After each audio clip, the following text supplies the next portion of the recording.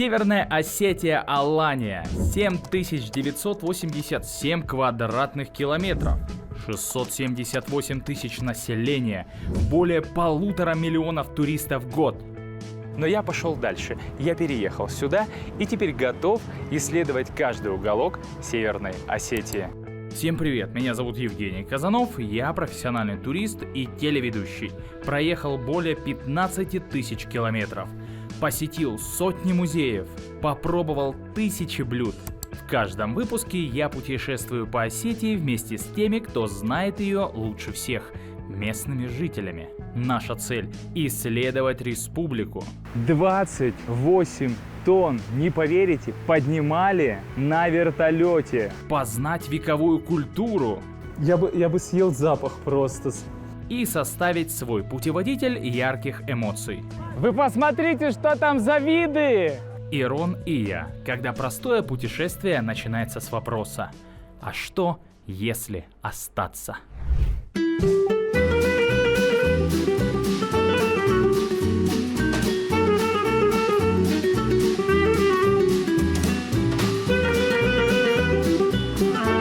Здравствуйте, а можно письмо отправить?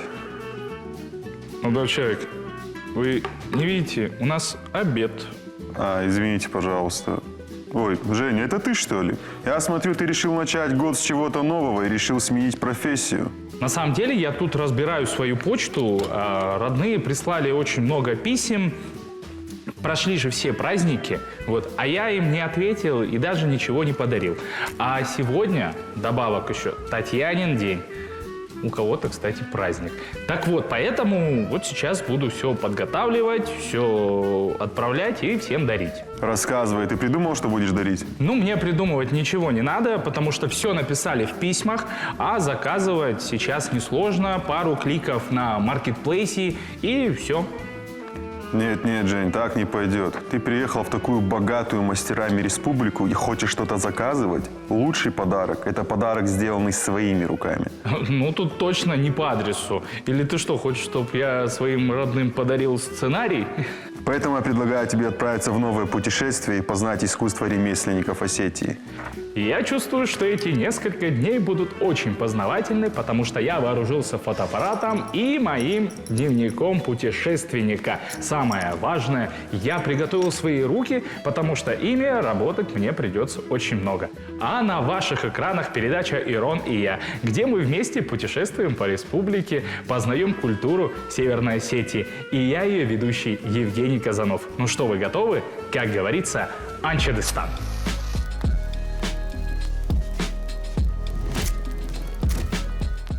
Чтобы овладеть хотя бы малой частью этой культуры, я сегодня встречаюсь с Мухтаром Байсангуровым. Он не просто ремесленник и реставратор, он самый настоящий хранитель древностей, и я считаю, что он точно проведет нас по страницам ремесленной истории.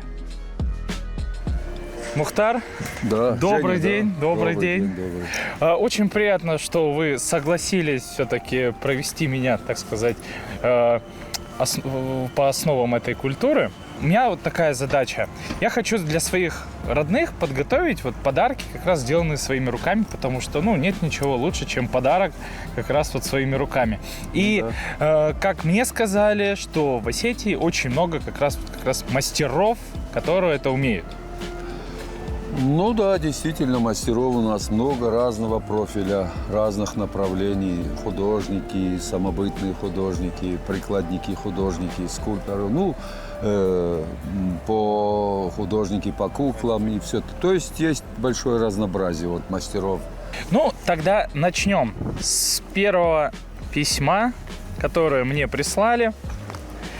Итак. Наступила зима, и хочется в холодные вечера согреть себя не только горячим чаем, но и платком, который будет еще и элегантно смотреться на мне. Это откуда письмо? Это мне мои родные мне присылают такое.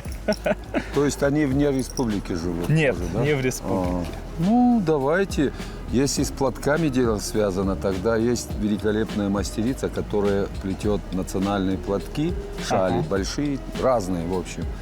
Это Катерина Цоколаева, замечательный человек, замечательный мастер. Она возрождает эту забытую уже профессию, то есть по плетению вот этих шалей национальных.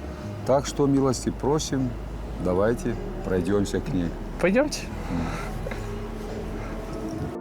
Мастерицы Северной Осетии платки вышивают не для красоты на показ. Ниточка за ниточкой, терпение и усидчивость. Так и получается настоящий шедевр. Просто работа, которая остается в доме и в памяти. Итак, ну что, мы приехали к Екатерине. Екатерина, здравствуйте.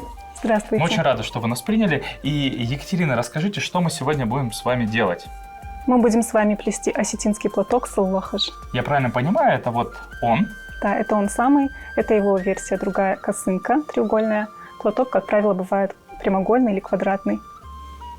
Это косынка моей прабабушки. И она плела? Она плела, и нить тоже осетинского производства. Раньше наши бабушки сами производили эту нить добывали из коконов тутового шелкопряда, сами выращивали, сами изготавливали нить. Из этой же нити уже плели изделия.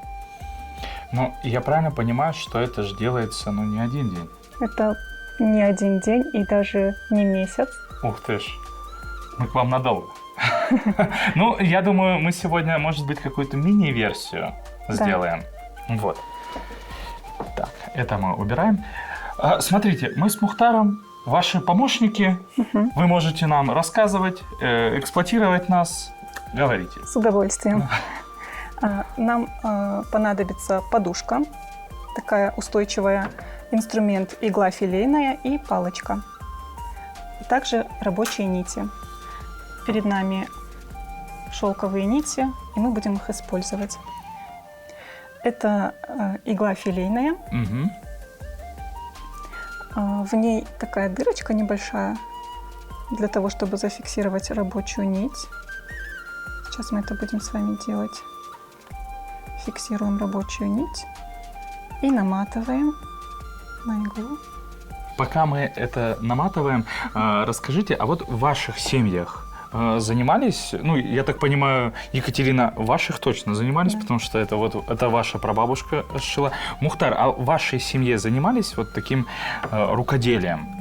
Да, в моей семье прабабушка, моя и бабушка, они занимались точно. В то время было так, что любая девушка, она готовила себе приданое буквально почти с детства. И ей, естественно, помогали, и они уже к моменту, как выйти замуж, были такие мастерицы. Нашу рабочую нить привязываем одним узлом к нити основы. Привязали. В левую руку берем нашу палочку, держим ее на указательном пальце и кладем параллельно нити основы. Рабочую нить кладем над палкой на ладонь, загибаем 3 пальца левой руки, откладываем пока челнок. 2 пальцами правой руки вытягиваем рабочую нить, перекручиваем и кладем под палочку на нить основы. И у нас образуются 3 нитки. 1, 2, 3. Берем челнок и просовываем его под палочкой над ниткой, под ниткой, над ниткой. Такая схема. Просовываем, продеваем. И вот это наша будущая петля. Нам нужно ее уменьшить. Тянем нить наверх и вниз в ладони помогаем себе. В обе стороны тянем. И петля получилась как палочка такого размера, диаметром палочки. И затягиваем теперь узел. Отпускаем с ладони нить и затягиваем узел. Это наша первая петля.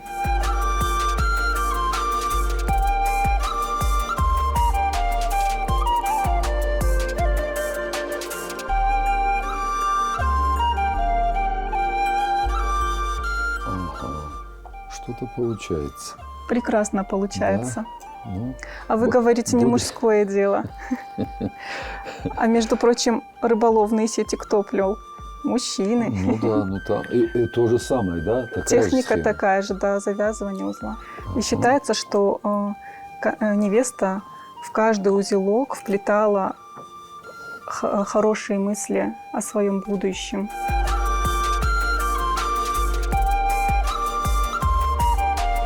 А можно же сказать, что все, что мы руками делаем, все это терапия некая? Да, так и есть. Сегодня это даже называют медитацией.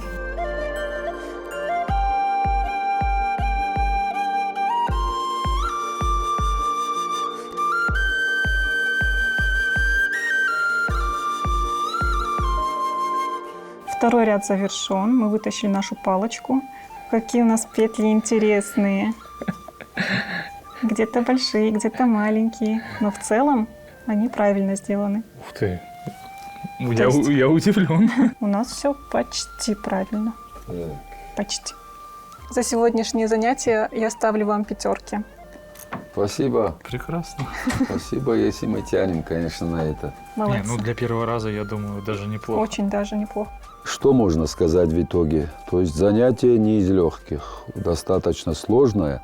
Ну, во-первых, что я хочу сказать, что очень развивает моторику. Во-вторых, если вот уже во взрослом возрасте, ну это ж надо время.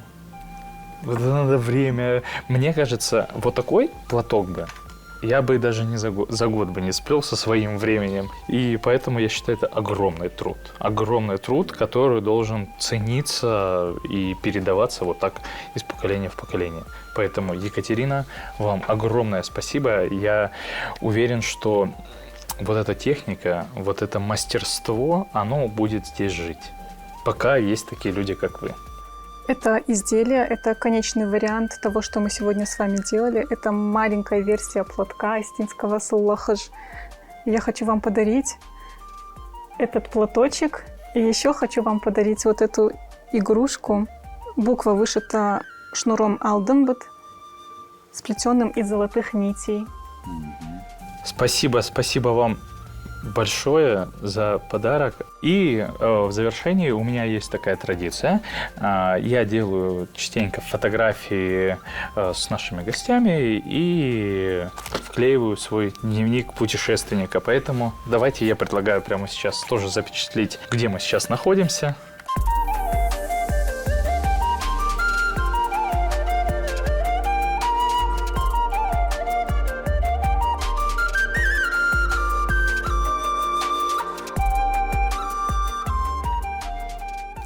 Когда есть такие мастера, как Екатерина, я уверен, что это дело будет жить еще многие века.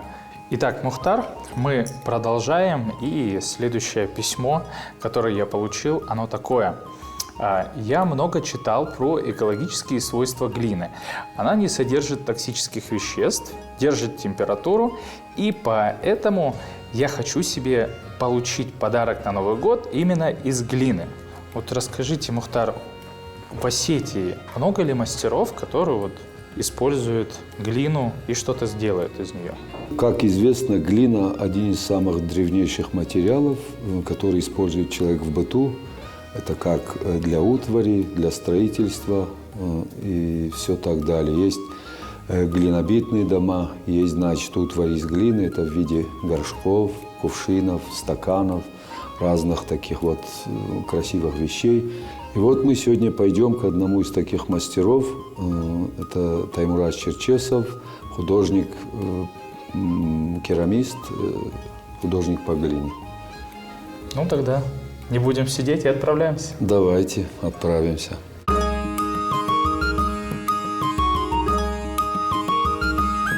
В мастерских Осетии глину чувствуют руками. Круг крутится медленно, руки создают форму, а огонь дает изделию крепость. Здесь гончарное дело – кропотливая работа, где из земли появляются вещи для жизни, а не для витрины. Итак, друзья, мы продолжаем. Мы приехали в гости к Таймуразу Черчесову. Таймураз, здравствуйте. И расскажите нам, пожалуйста, чем мы сегодня будем заниматься, что мы сегодня будем делать и лепить. Мы будем лепить из глины. Из глины можно делать все, что угодно. Это и посуду, лепить скульптуру, вот таких лошадок, то, что мы будем сейчас делать. Как мы начинаем лепить? Делаем вот такой шарик, да, вот вы уже сделали. Здесь тоже все. Это такая, скажем, древняя технология, да, лепки, называется техника шара. Формируется вот такой шарик, да, ну, а потом мы вот так начинаем продавливать в центре. То есть нажимаем центр, вытягиваем наверх, выдавливаем наверх глину таким образом. Непростая на самом деле форма, потому что здесь нам нужно сделать и шею, и 4 ноги. Да? То есть мы вот так давим. То есть нужно почувствовать глину. Расскажите Да. про глину. Вообще, что это за глина такая? Глина – это наша местная, заманкузская глина. Ее еще называют голубая глина. Она, в ней вообще все сбалансировано, в ней и чуть-чуть содержится песок и глина. То есть вот это соотношение, да, пропорции песка и глины очень важно. Потому что если, как ни странно это будет звучать, в глине много глины, то глина будет трескаться. А песок ей дает такое тащение, и глина имеет вот именно вот такую вязкость, которая помогает нам лепить, гончарить. То есть можно и лепить из нее, и гончарить. Все что угодно. И делать из нее шликер. Шликер это, то есть, готовится и заливается в форму.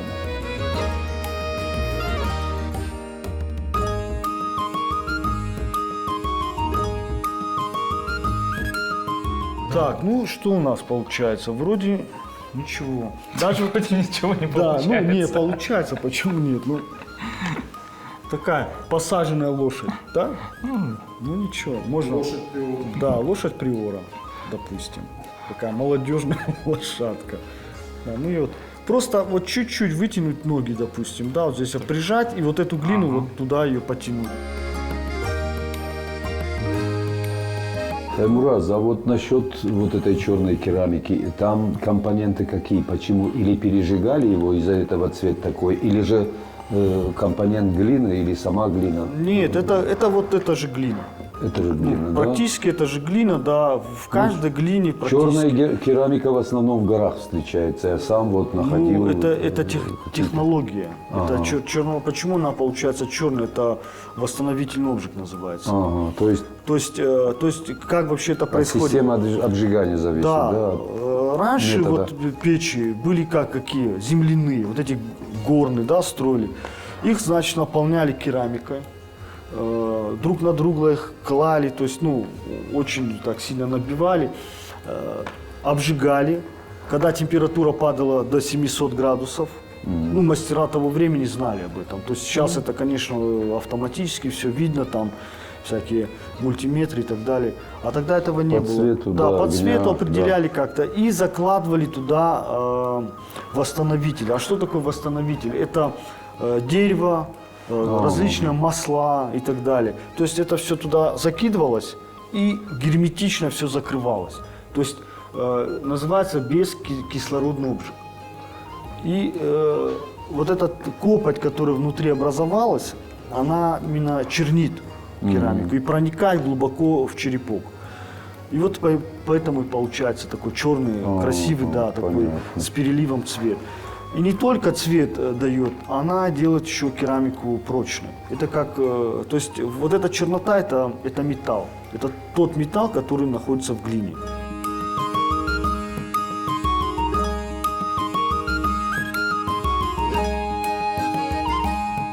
Так, ну судя по нашим лошадкам, я смотрю, у всех все готово. Теперь что мы делаем дальше? Мы будем их сушить приблизительно где-то 2 недели, потом в печь. Первый обжиг у нас будет низкий утильный, это 950 градусов, а второй уже глазурный, это уже 1050 градусов. Ну, займет это где-то около 2-3 недель, весь этот процесс.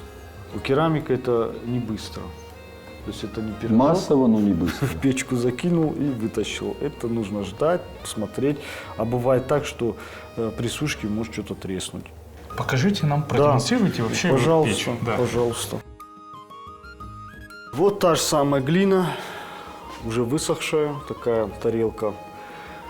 Будем ее закладывать в печь.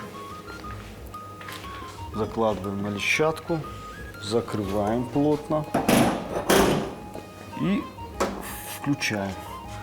После обжига она становится вот такого цвета. Это первый обжиг утильный, невысокий, 950 градусов. Но потом мы будем ее глазуровать И, может быть, даже что-то дадим цвет какой-то, распишем. Таймураз, спасибо вам большое, на самом деле очень интересно, и мы не только, знаете, как бы руками поработали, но и головой, потому что получили невероятное количество информации. Не знаю, Мухтар, как вы, для меня все было новое. Спасибо вам большое. Спасибо. Пожалуйста, пожалуйста, милости просим, мои двери всегда открыты. И вот такие лошадки у нас в оконцовке получились, да, интересные. Таймураз, большое тебе спасибо за сегодняшний опыт. Конечно, я немного знаком с глиной, с пластилином с детства, немного так лепил, но и детство вспомнил, и самое главное, вот то, что я здесь увидел, это какая-то сказка. Ну что, мы продолжаем наше путешествие. Увидимся завтра утром.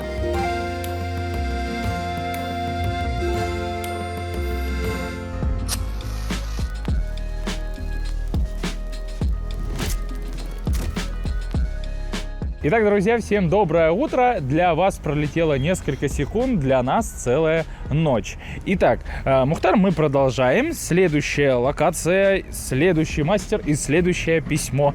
Вот такое. Я люблю коллекционировать. Особенно коллекционировать куклы. О, я даже знаю, от кого это. Поэтому хочу, чтобы моя полка пополнилась новым и красивым экземпляром. Да, понятно. Ну, тогда, наверное, мы с вами пойдем вот к мастерицам, кукольщикам. Вот у нас в Осетии это уже достаточно распространенный промысел. То есть уже многие девушки возрождают вот эту культуру изготовления национальных кукол. Не только национальных, там очень разные персонажи с разных сказок, с разных произведений. То есть такое вот приятное воплощение вот в кукол. Одна из таких мастериц это знаменитая наша кукольщица Земфира Дзиова. Я с ней лично не знаком, но я бывал на ее выставках и, короче, видел куклы очень приятные, как живые. То есть как заходишь и смотришь, как будто в мир какой-то сказки окунаешься. Вот такое впечатление создает. Ну так что пойдем? Да, пойдем и заодно и познакомимся с ним.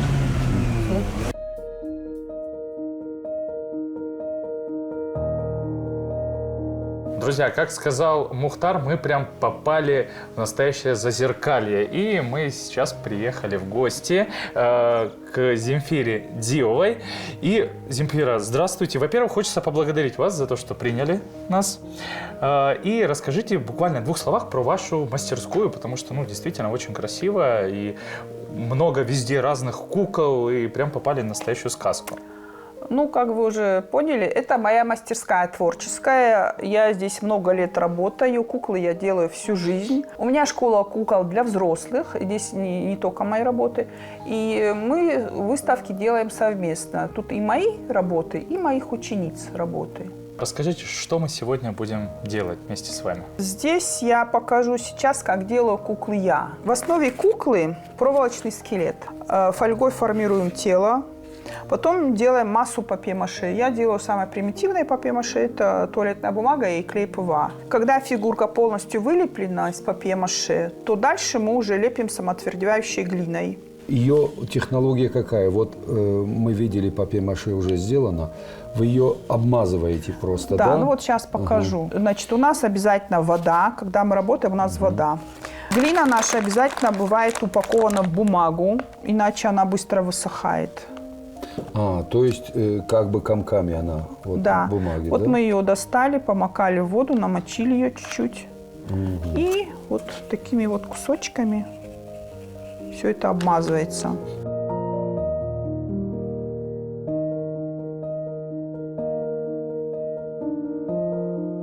Земфира, вы сказали, что у каждой мастерицы есть своя технология. Да. Расскажите вот про свою технологию. Это ваша какая-то семейная, или вот вы ее сами выработали как-то, или с точки зрения проб и ошибок? Вот как она так у вас получилась? Тут надо сделать небольшой экскурс. Дело в том, что куклы я делаю всю жизнь. У меня художественное образование. Я по образованию живописец-график. Но так как куклы я делала всегда для себя, для души, я перепробовала всем доступные материалы, которые были на тот момент. Это папье-маше, бумага, ткани. Вот. Но не было в стране современных материалов, которыми можно делать куклы. Не было школ, которые бы учили делать именно авторскую куклу. И когда на тот момент, когда появились и материалы, и журналы с мастер-классами, и школы кукольного дизайна, я позвонила в одну школу кукольного дизайна, первую, которая открылась в Москве.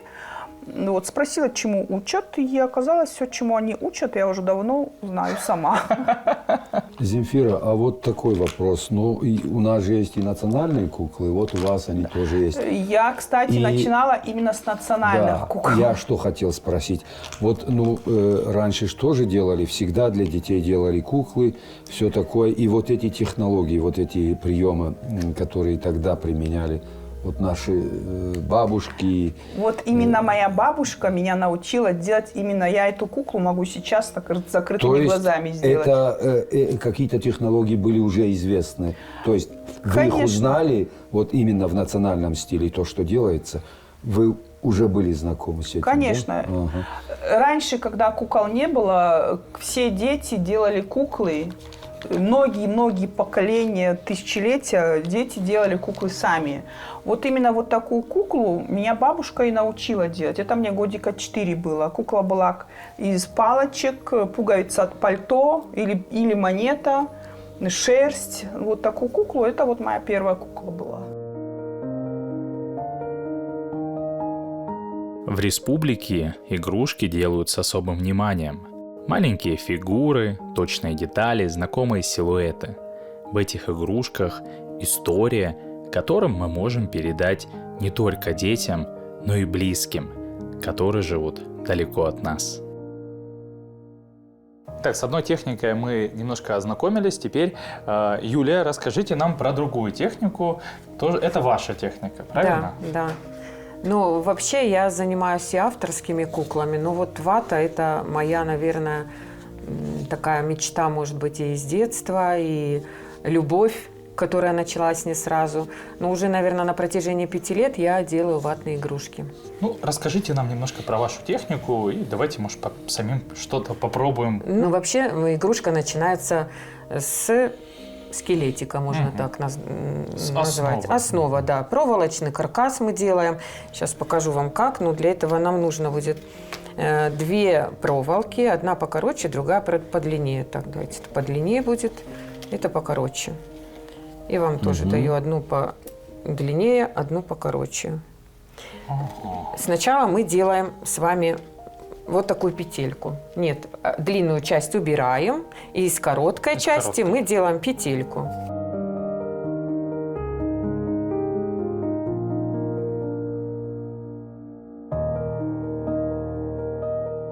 Так, у нас получилась голова и ручки. То есть это будет петелька, за которую мы прикрепим голову, и дальше ручки. Теперь мы берем вторую часть и одеваем на нашу петельку. Вот, одели. И с одной стороны перекручиваем вокруг ручек 2 плечики, раза. Да? Да, это плечики. 2-3 раза, в зависимости от того, кто у нас будет. Соответственно, если это мальчик или мужчина, то делаем пошире плечики. Если это девочка или маленький ребенок, то плечики поменьше. Вот у нас должна получиться вот такая штучка. Отлично. У вас будет маленький человечек. Все? Да. Не, в принципе, можно уже повесить на елочку. Да, так можно красиво. уже повесить на елочку. Это мы сделали основу для нашей ватной игрушки. Дальше вся техника – это вата.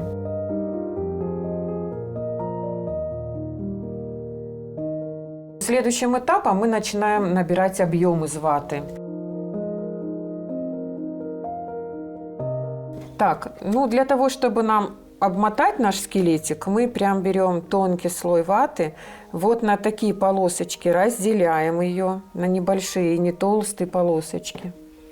И начинаем обматывать. Одной рукой придерживаем, и в одну сторону мы поворачиваем вату, плотно-плотно накручивая допустим, пока делаем одну ручку.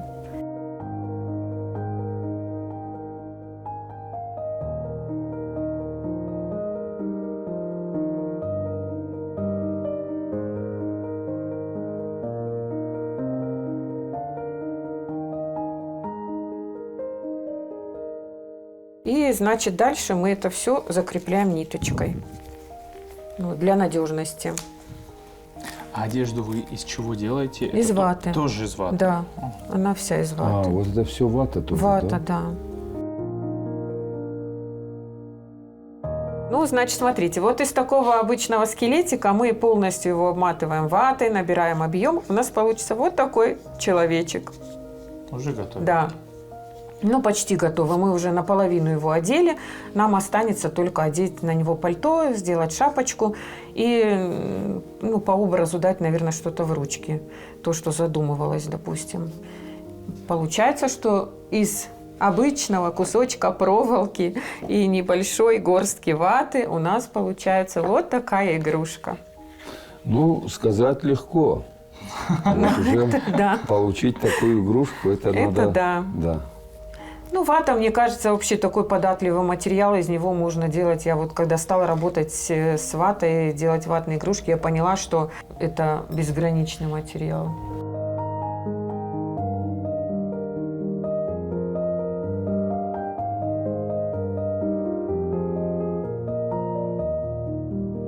Итак, я, наверное, закончу теми словами, с которых и начинал. Мы действительно попали сегодня в такую сказку, поэтому вам огромное спасибо, Земфира, Юлия. Я, не знаю, как Мухтар, я сегодня столько информации получил, и не только информации, но еще и что-то поделал. Я, наверное, за всю жизнь, как за сегодня, не получал. Поэтому спасибо вам огромное.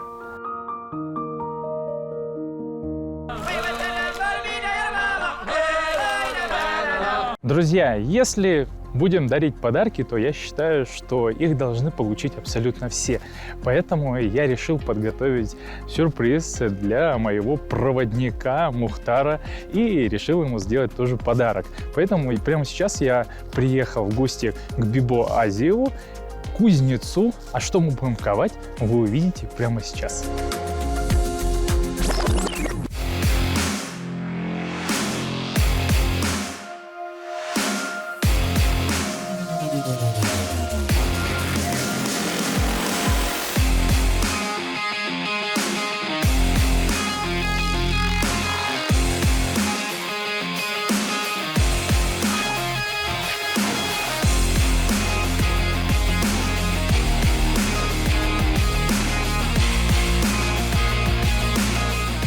Итак, мы приехали в гости к Бибо. Бибо, здравствуйте.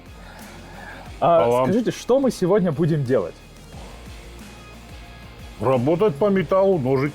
Ножик будем ковать, да? Да. Смотрите, я сегодня буду ваш помощник. Вообще, можете меня полностью эксплуатировать, как хотите. Вот что нужно делать, я буду помогать. Ты сам это сказал. Да. Хорошо. С чего начнем? Заготовки. Давайте заготовки.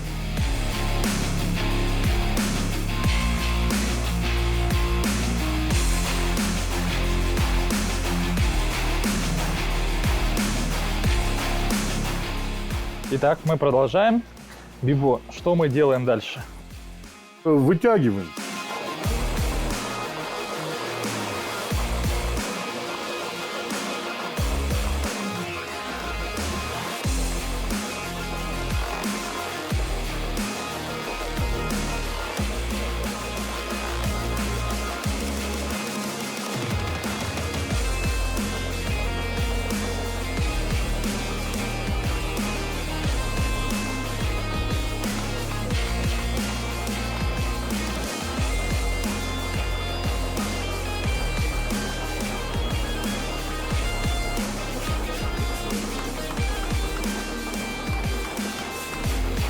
Бибо, по времени изготовления самый долгий нож, вот сколько вы делали?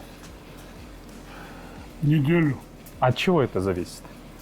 Ну, если дамаск делаешь, то это долго. Он же пластина, если не Да. ошибаюсь, да? Дамаск и клинок это несложно, но трудоемко.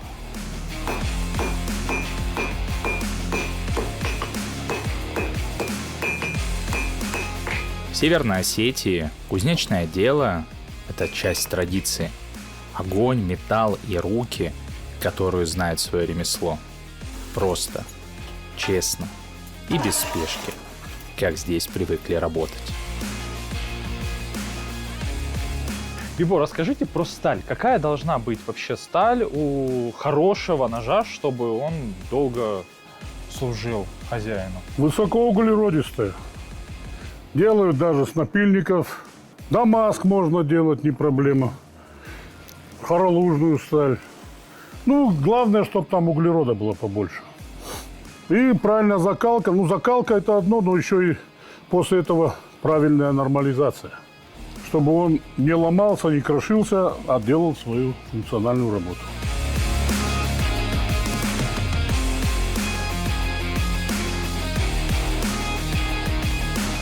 Мы Так. И что мы сейчас делаем? Мы крутим рукоятку. То есть мы создаем узор или это Да. для чего-то? А, это узор.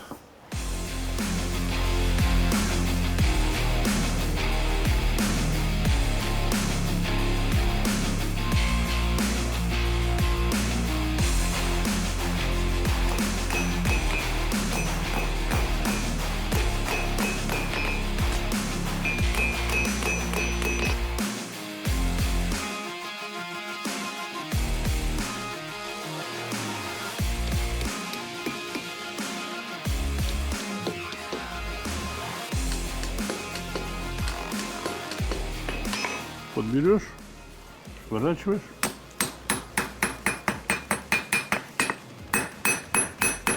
То есть мы сейчас ему форму задаем. Да, форму придаем и нормально. Так, выровняем.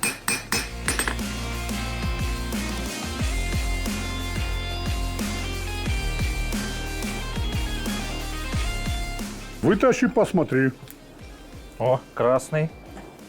Вот, бери молоток и колпаш. По периметру, да? Да, просто так.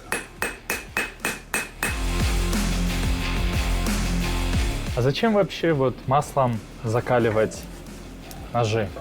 Ну, сталь. Если будет не закаленный нож, он будет очень быстро тупиться. А когда он закаленный, то он режущую кромку очень долго держит. И функционалка у него больше бывает. Он больше работает. Затачивать лишний раз не надо. И надежный будет.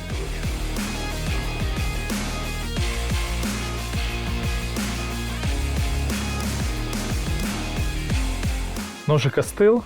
Теперь Ну, соосности нету здесь, я имею в виду рукоятка, ну, какая рукоятка, здесь слишком длинное лезвие. Мы его сейчас чуть-чуть укоротим, создадим форму, выровняем, начинаем обдирку для закалочного, так сказать, действия. процесса. Срезаем, закругляем вот этот вот упор, ну, облагораживаем.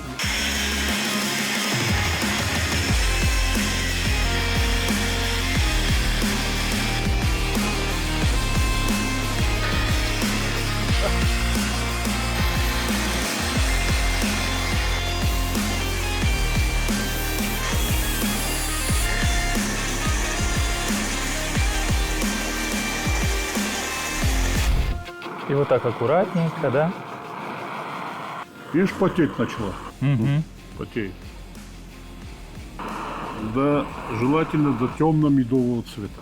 Ну-ка, предварительно проверим в одну вещь.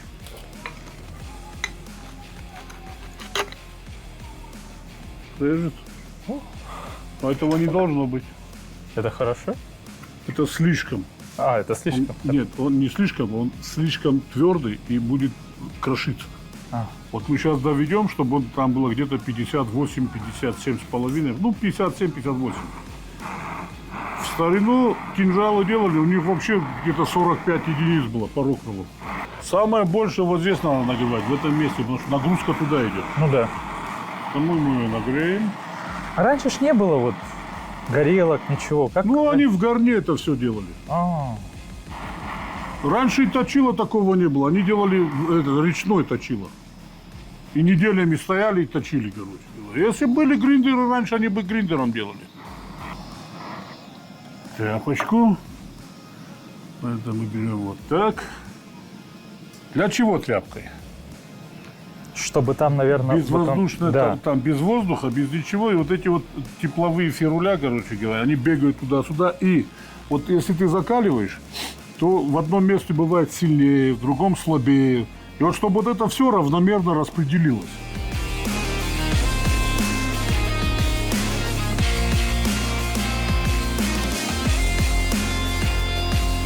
Закал правильно сделал? Естественно. Ага. Проверим. Напильник. Скользит. Надфиль. Скользит. Молодец. Я думал, надо по руке еще Хорош. проверить. Не надо по рукам. По мясу проверяй. Ну, увесистый такой, плотненький. Долго служить будет? От тебя зависит. Мне нравится. Вот, молодец. Ну, уже почти умеешь. Что еще нужно сделать, чтобы Заточить. прям Не, чтобы уже уметь? Заточить хорошо. И можно пользоваться. Спасибо вам большое. Долю с первого барана с тебя. Обязательно. Спасибо большое, Бибо. Спасибо. Но по сарам враг не пройдет.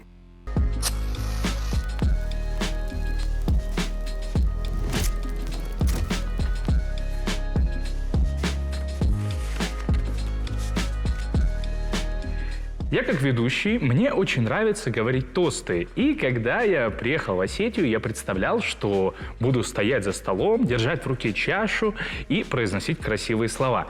Красивые слова меня научили говорить, а вот чаши у меня нет. Поэтому для себя подарок я тоже сделаю. Так что не будем задерживаться и отправляемся дальше. Ну, чтобы сделать подарок для себя, я приехал к Мухтару, и мы с ним вместе сейчас вдвоем сделаем кое-что интересное. Итак, Мухтар, расскажите, что мы будем сейчас делать? Ну, попытаемся, значит, начать делать ритуальную чашу осетинскую. Вот она имеет большое значение вот, в культуре, традиционной культуре осетин. Чаша, она не просто вот питейная как бы емкость. Это связано с нашим далеким прошлым. В давние времена чаша считалась, вот ее дарили особым отличившимся людям. Попробуем, значит, пока сформировать вот по его размерам. Вот, допустим, здесь вот видно рисунок. Вот как идут кольца, годовые кольца. Это вот ближе к середине. И, естественно, вот это мы сделаем низ, вот это будет верх. Обозначаем вот эту часть. Нам нужно подровнять сверху вот так.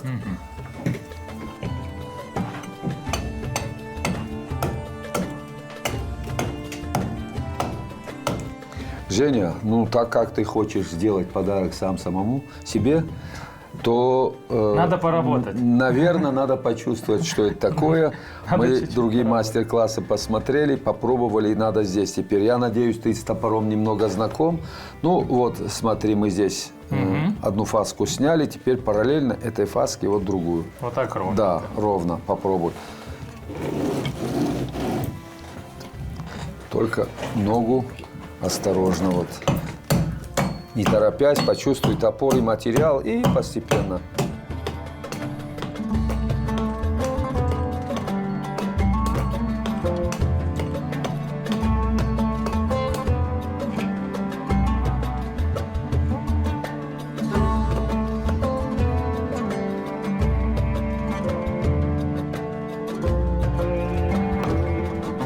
Теперь, значит, вот у нас заготовка другая. Мы там грубую работу попробовали. Теперь более тонкая работа, так скажем, детализация. Приступаем к другим инструментам. Вот эта стамеска полукруглая большая. Вот эта узкая, тоже полукруглая стамеска. Это вот эта стамеска широкая. Вот широкой стамеской мы обрабатываем наружную поверхность. Снимаем. Ненужные вот эти. Да. Вот мелкой стамеской выбираем внутри.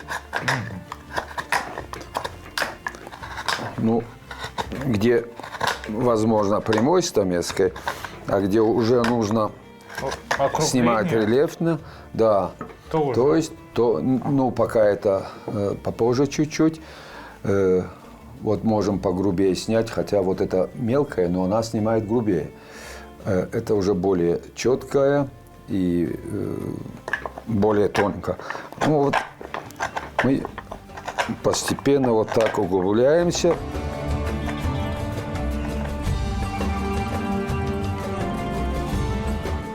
Ну, чтоб ты сам почувствовал и окунулся в это дело, вот можешь попробовать сейчас, только вот плотно держи, крепко и эту древесину, вот упор на колено сделай и контролируй, самое главное. Вот здесь вот так, вот, значит, врезаешься, а потом вот за счет этого вот так плеча постепенно, вот так, постепенно выбираешь. О. Постепенно, не торопясь, все получится. Вот надо поймать момент, вот когда он вонзается и чуть-чуть придавливая, вот.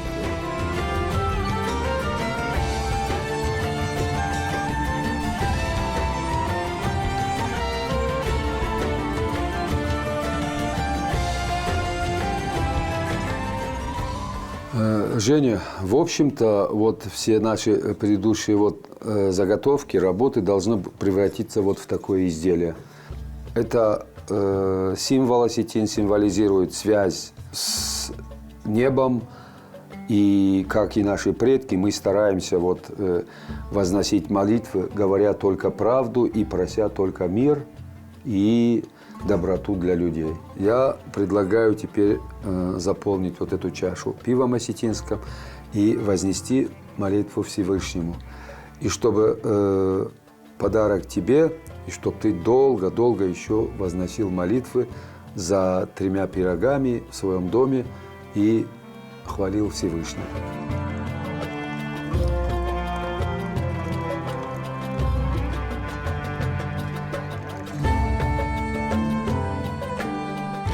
يا يونك كاتشن خصاو تابو داخيسن دا خورزينت دا بالا واركا منا آج كروما فقط سكنه هما مثلا الترنمي في البلجة يجرون داج بلا سوا موجاج الصوزن أنا خورزينت دا بدر خشان كاتشن خصاو شاكا تابو ديش كل جت داو جتن خصاو نومل جت نومل خصاو خصار جغت هفتمي أساخود مختدي ما سوزشتا. Я хочу поднять эту чашу за мастеров и ремесленников Осетии. Мы многое прошли, и дай Бог, чтобы платки согревали не только плечи, но и душу, чтобы игрушки радовали наших детей и не стояли на полках, чтобы гончарные изделия никогда не пылились, а использовались в обиходе. И чтобы чаша эта никогда не была пустая, а наполнялась только по хорошим событиям. Аминь. Итак, Мухтар, ну что, наше большое такое путешествие подошло к концу, поэтому я хочу вам сказать большое вам спасибо. И, знаете, цель всего этого путешествия, конечно же, не только получить знания, еще и подарки. И я хочу, чтобы каждый из нас всех обрел подарок, поэтому я тоже вам подготовил подарок. Да. Спасибо. Да. Спасибо большое. Я буду очень просить открыть этот подарок, эту коробку только тогда, когда вы посмотрите эфир. Да, только тогда. Спасибо, обещаю. Вот. И у меня вот такой вопрос. То, чем вы занимаетесь, вот, это что? Это работа? Это хобби? Или это все-таки миссия? Женя, как я могу тебе сказать, как я чувствую это? Скорее всего, для меня это хобби, так как это не является основной профессией. Если бы я занимался, вот только делал и жил этим, зарабатывал, то другое дело. Для меня это хобби. Но и не только хобби. Если меня что-то сюда привело, то это значит нужно было. Значит, как говорят, кому-то это нужно было, чтобы я этим занимался. Ведь делая такие подарки, это приятно в первую очередь самому. И, наверное, это все-таки тоже немного и миссия. Почему? Потому что что-то меня сюда привело. Почему-то это мне нравится делать и дарить вот такие подарки. И, видимо, вот это ремесло нельзя забывать нам, осетинам. Это ремесло забывать никак нельзя. Почему? Потому что это наша связь с прошлым. И если это прошлое, какая-то частица существует в нас, значит, у нас неразрывно происходит все. То есть от наших предков к нам переходит нечто, которое мы не должны забывать. Я так считаю.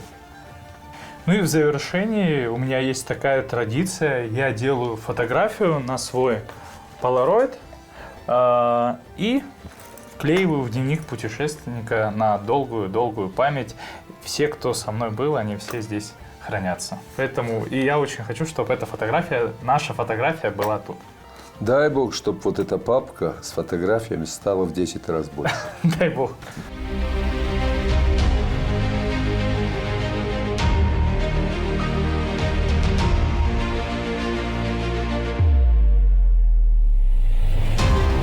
Дорогой дневник, сегодня я понял простую вещь.